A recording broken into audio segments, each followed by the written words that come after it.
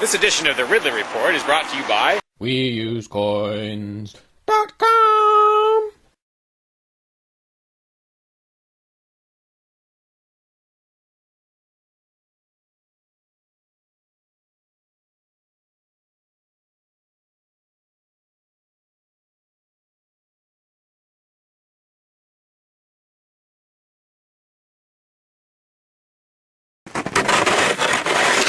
When I was out there a couple years ago, I tried to do a video, I got rid of some of the ice and did a little video about it, suggesting maybe that I shouldn't be the only one.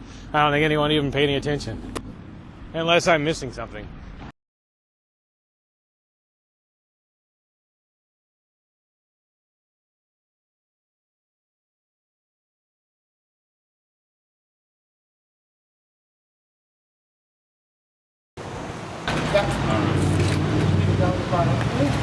Yeah, Free Staters are always saying more Mayberry, less Fallujah. I'd like to say more Mayberry, less Move. If you remember Move, they were the communist-leaning commune in Philadelphia that was burned to the ground by authorities along with most of the neighborhood.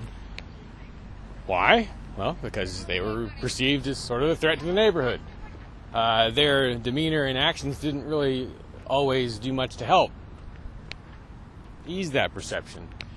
Initiation of property tax resistance. Simply put, I bought this land here under the impression that I own it. It should be accompanied by and thus associated with some sort of improvement to the neighborhood.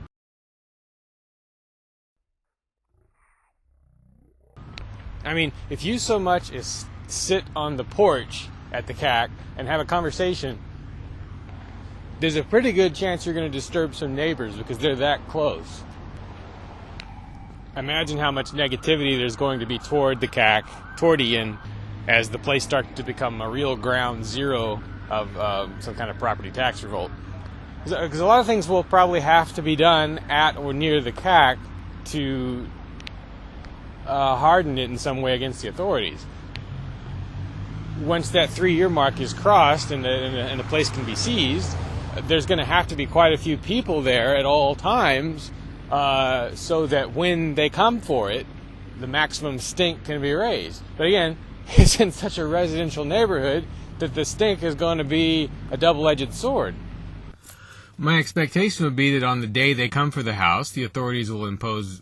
Well, actually, before they even take it, they may impose an exclusion zone, which bans any number of people from being at the house. On the day they take it, they will probably block roads leading to it. The way you handle that, maybe, would be to create scenes of some sort at each of the roadblocks, or to occupy some piece of town property in response, peaceably, expecting to be dragged out of there. But the goal here, I think, probably should be not just to maximize publicity, everyone already knows that, but to trigger a sort of second or third phase in the property tax revolt, to inspire someone else to do the same thing, hopefully 10 or 15 someone else's. Now, if Ian and company have set different goals, fine. But what exactly are the goals? I mean, there should be clearly defined objectives. Every aspect of this should be documented as well as possible, especially on video. What would be relatively ideal is if there were some situation that could be created where the free keeners, Ian, whoever, are able to broadcast live